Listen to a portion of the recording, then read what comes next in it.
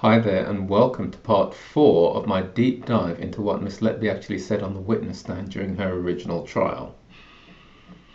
Before picking up with Child F, I feel I must revisit from a new perspective some information I gave at the very beginning of the previous video. It was information about the circumstances of Miss Letby's encounter with Child A. This will be at some length. If something is worth doing, it is worth doing properly. My focus in giving the information in that last video was the irony of her ending up charged and subsequently convicted of murdering that baby simply because she was enough of a team player to take an extra shift with under 12 hours notice. Though unstated in the video, also in my mind at the time was the elephant in the room of the what if sliding doors aspect. The sense of how one's path into the future, and therefore that future itself, is irrevocably altered by tiny things in themselves at the time, having no immediate consequences or discernible impact behind momentary frustration or the minor dopamine hit of a small success. I'm talking about making that earlier bus to work after getting the chance to run for it, or managing to dart between the closing doors of the underground train, which happens to be on the platform at the moment you actually get on the platform. The day might still pan out exactly as we envisaged when getting out of bed that morning, but on that earlier bus or train, a person encountered only because of the change to our journey might be the one we fall madly in love with and marry, and maybe even go off and start a new life in a different country with. Anyway, in the video, I gave the information that Miss Letby only learned which baby she would be caring for at 7:30 p.m, half an hour before her official takeover, and the baby dies literally 1 hour later. It was, however, only after posting the video that the sheer insanity of a conviction in those circumstances hit me.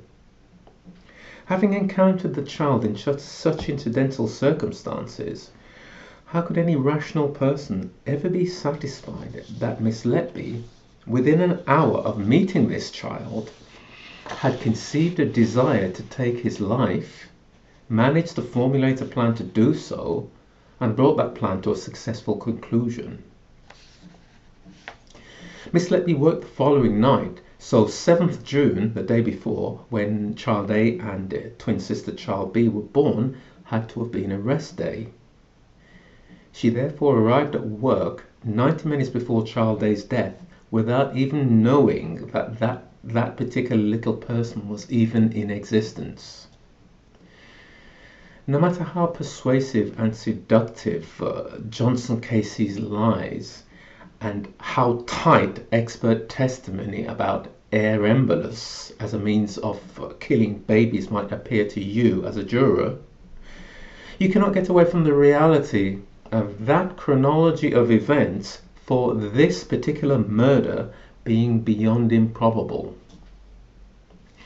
When the penny first dropped that this was a new insanity to join the others relating to Miss Letby's convictions, human stupidity was the explanation which came to mind and settled there.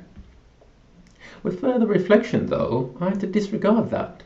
No one is that stupid. I now see it like this. As depressingly is generally the case where such mundane human evil is concerned, the explanation, I think, is a combination of intellectual laziness and moral cowardice. Intellectual laziness in the sense of putting the sheer improbability of such a scenario straight into the too hard box for rational analysis in the wider context of the indictment, and moral cowardice in essentially deciding the issue on a pragmatic, utilitarian, sentimental basis, somewhat along the lines of, how's it going to look if we say she didn't actually kill the first one? What kind of murder spree would that then be? With the kid being dead, What about the feelings of the poor parents? We have to do something for them, don't we? Best we just suck it up, as the Americans say, and push through in order to do what we have to do. Hopefully nobody will notice. Some of you may be of the mind that I run the risk of devaluing the currency of evil through overuse. You are mistaken. Evil is only grandiose and spectacular in scope in films. The reality is this: though in operation, necessarily a thing of stealth, so long as good people are still around in sufficient numbers, evil is ordinary in the sense that it will be found in every school playground, and is as prevalent in human society as body odor or bad breath.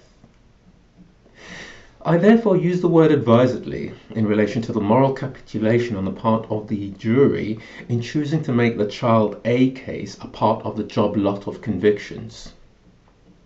This is because these jurors were not even presented with a counter-argument to the obvious improbableness of a nurse arriving at work for a shift she never expected to be doing, meeting a newborn baby she had previously been unaware of the existence of for the very first time, and deciding to kill him more or less there and then. Neither Johnson KC or Goss, in his summing up, had anything to say on the issue. They both simply pretended it didn't exist by not recognizing it in their words to the jurors. They gave no direct argument, instruction, or guidance on the matter. The jurors themselves, therefore, quietly agreed to simply ignore facts which would give the lie to any finding of guilt beyond reasonable doubt on this particular count. Facts that will effortlessly do so every day and twice on Sunday. That is why the word evil is the only appropriate one to use.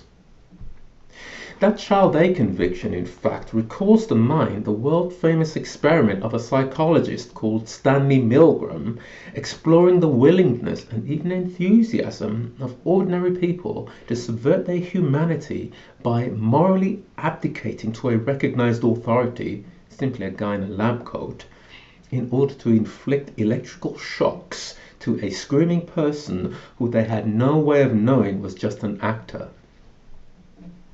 The actor's script was to deliberately fail in a word recall task a set number of times, as each failure was the cue for the experimental subject in the role of teacher to have to make the decision about administering a new electrical shock. There was a realistic-looking generator with a clearly marked dial showing shock voltage starting at 15 volts and increasing by 15-volt increments up to a whopping and potentially lethal 450 volts. The actor was scripted to start simulating grunts of pain at the 75-volt level, complained specifically about a heart condition if any subject actually got to the 150-volt level, begin actually pounding on the wall separating him from the subject at 300 volts, stop responding at all at 330 volts, as in simulating unconsciousness. When a subject showed reluctance to administer the shock, the guy in the lab coat, who was sat just behind the subject, would give 4 set verbal prompts of encouragement in escalatory order. The first, please continue, or please go on. The second, the experiment requires you to continue. The third, it is absolutely essential that you continue. The fourth, you have no other choice but to continue. For the avoidance of doubt, the subject was required to announce the voltage to this slow learner before delivering it, had verbal designations written at intervals under the 30 shock switches on the panel. These ranged from slight shock, written under the 15-volt one, through intense shock at 260 volts, to danger, severe shock under the 375 volt switch, to simply triple X under the 435 and 450 voltage switches. The subject, for good measure, was given a real, though mild, electric shock, 45 volts, for experimental credibility. Prior to actually doing the experiment, Milgram had surveyed psychiatrists for a prediction even, on how many subjects would go to the 450 volt shock level. These psychiatrists predicted that only 0.1% of people would be capable of that level of inhumanity in obedience to authority. In the event, a whole 65% of Milgram's subjects allowed themselves to be browbeaten into throwing the 450 volt switch. And all subjects went as far as administering what they honestly believed was a 300 volt shock to another person for no other reason than that this other person had failed to correctly recall the word previously associated with one they were now given. The main conclusions drawn from Milgram's research were the following. First, people appear to be more obedient to authority figures than might be expected, and with ordinary individuals being likely to follow orders given by an authority figure, even to the extent of potentially causing harm to an innocent human being. And secondly, the second main conclusion, more seriously even, that people are willing to harm someone if responsibility is taken away and passed on to someone else. Milgram himself summed up his research findings as follows. The extreme willingness of adults to go to almost any lengths on the command of an authority constitutes the chief finding of the study and the fact most urgently demanding explanation. In the time of relative innocence, which was the 1960s, I have no doubt that it would have been assumed that Milgram's new contribution to knowledge of the human psyche represented a new safeguard against the chance of such unspeakable barbarism in the future. The reality, though, is that corporate bodies and state agencies were probably rubbing their hands in anticipation of the new possibilities for psychological abuse of the general public that the research opened up for them. Were Johnson KC and Goss aware of the Milgram research as something that could be relied upon to give a multiplier effect to their lies and smears of Miss Letby's character in the jurors' minds?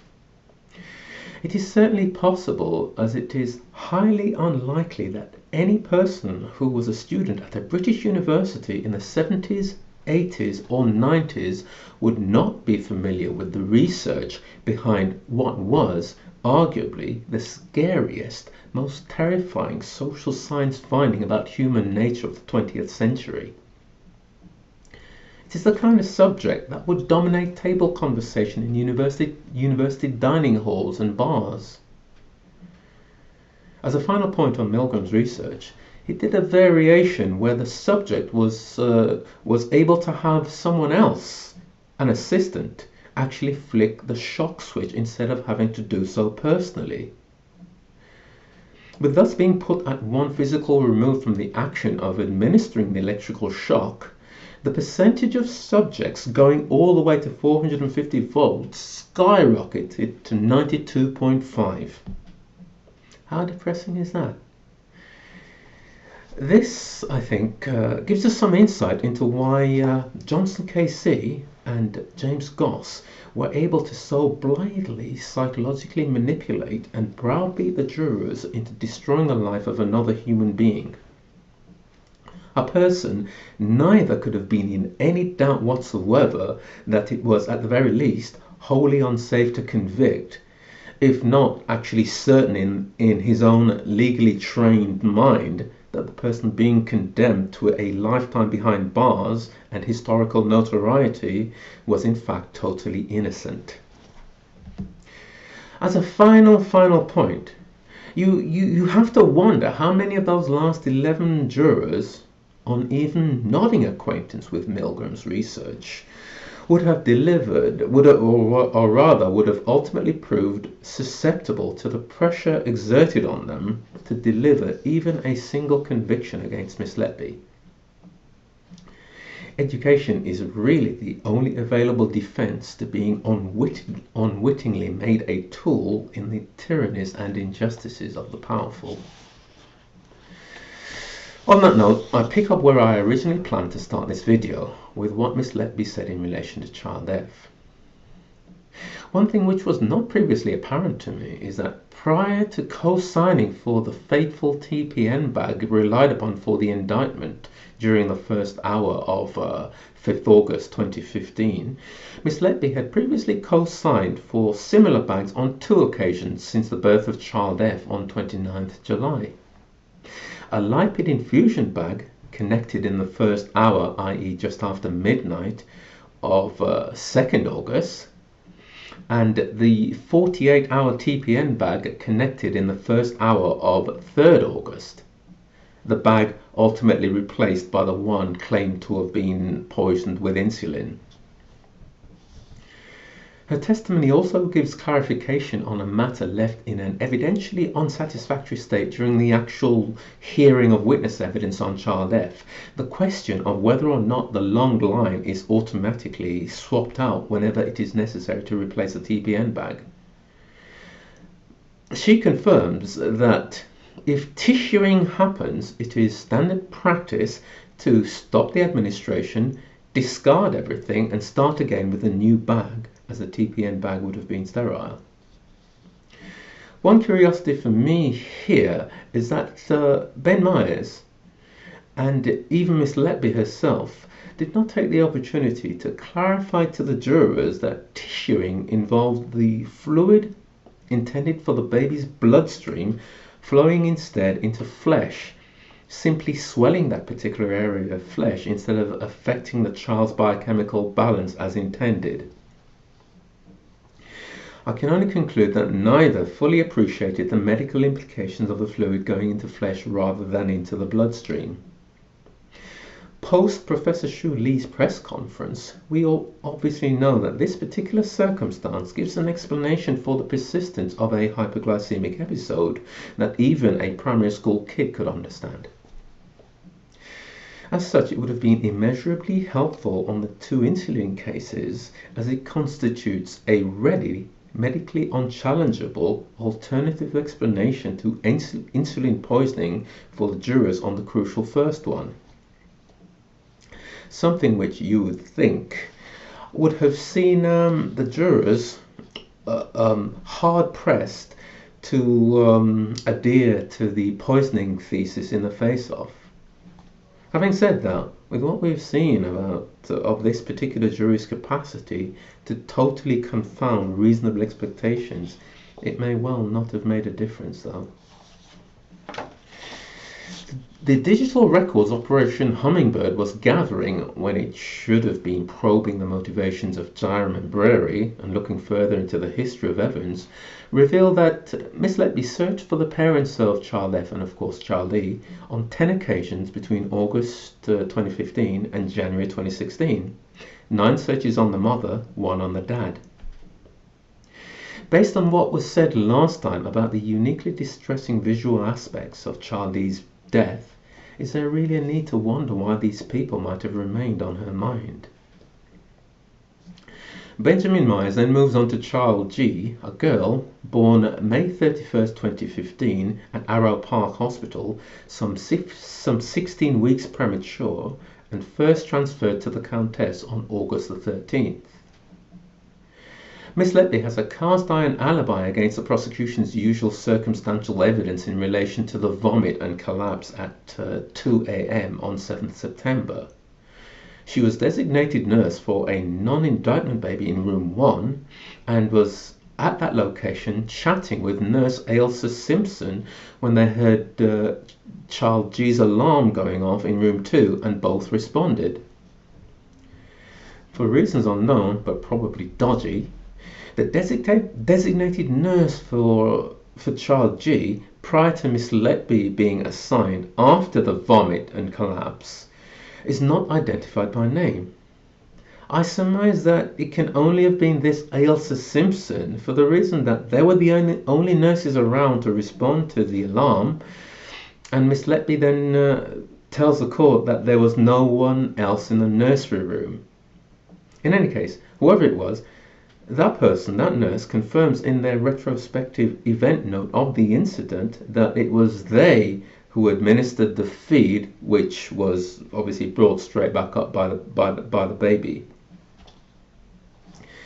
Moving forward 2 weeks, the two important pieces of information about the collapses of 21st September, which are on the indictment, are one, that Miss Letby, as designated nurse, made a special request for child G to be prioritised on the ward round scheduled for that day, as she was concerned for her after that morning's 2 vomits, and them being in room 4, the child G would have otherwise been among the last babies to get seen by the consultant. And 2, that her alertness and diligence almost certainly saved the baby's life after the consultant Gibbs left her behind a treatment screen with monitors still switched off after successfully inserting a cannula at the 7th attempt, apparently. I quote report. Letby said she cannot recall. Letby said she cannot recall why she went in, but saw behind the screen that she, obviously the baby, was alone. She was dusky and blue and not breathing. The monitor was not on. Letby says child G was on the procedure trolley used for procedures such as cannulation.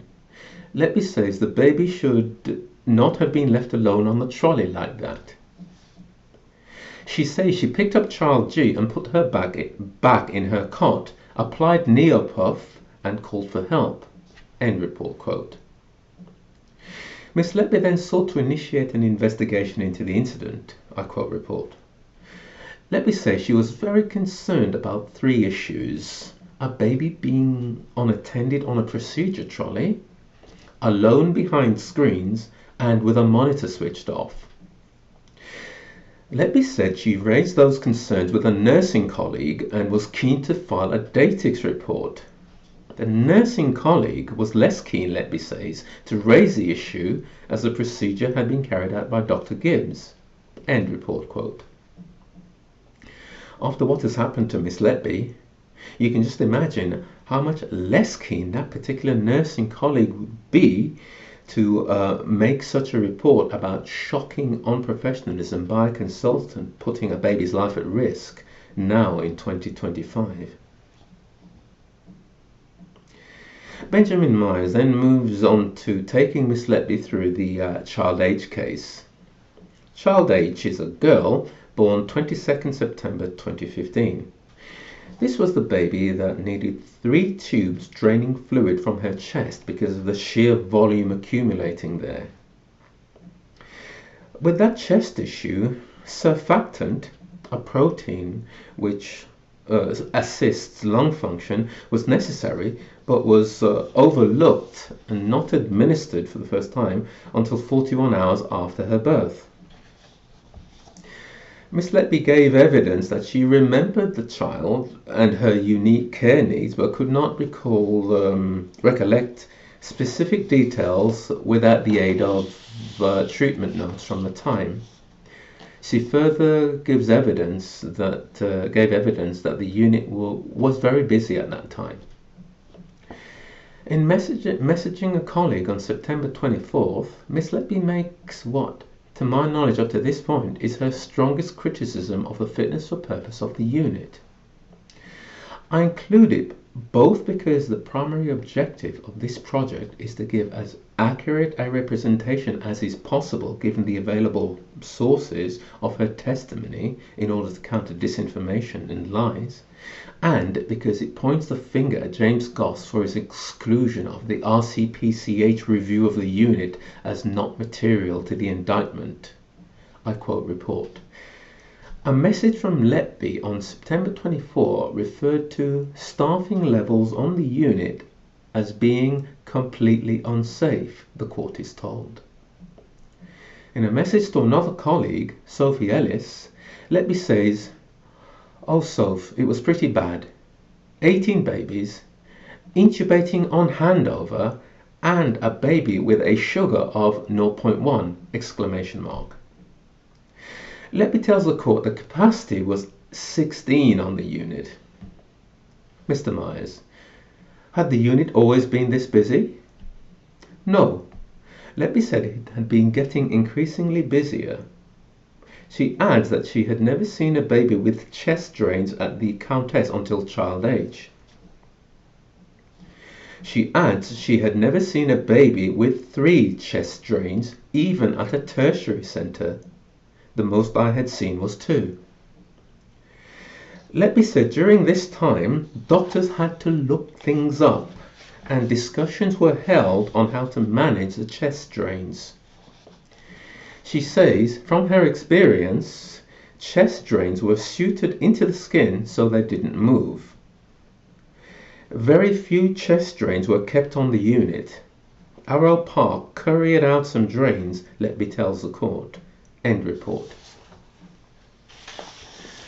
Up to Miss Letby's night shift of 25-26 September, the baby actually only had 2 of the chest drain devices. The third was inserted by Gibbs during that shift. That seems pretty conclusive evidence that, at that point, after 3 to 4 days of life, the child was more health compromised than had been the case at birth. The obvious explanation for that state of affairs would be the delay to the surfactant. Also of great interest on this question is the following piece of evidence from Miss Letby. I quote report. For September 25 to 26, child H was the only baby in room 1 and Letby was the designated nurse that night. She, the baby obviously, required 2 nurses on a high level of care, and Letby had a colleague to assist her with the drugs for child H and maintenance of the chest drains. End report quote. Up to now, my understanding had been that the maximum level of care was a 1-to-1 baby-to-nurse ratio, but this baby was so health compromised as to require the care of 2 nurses.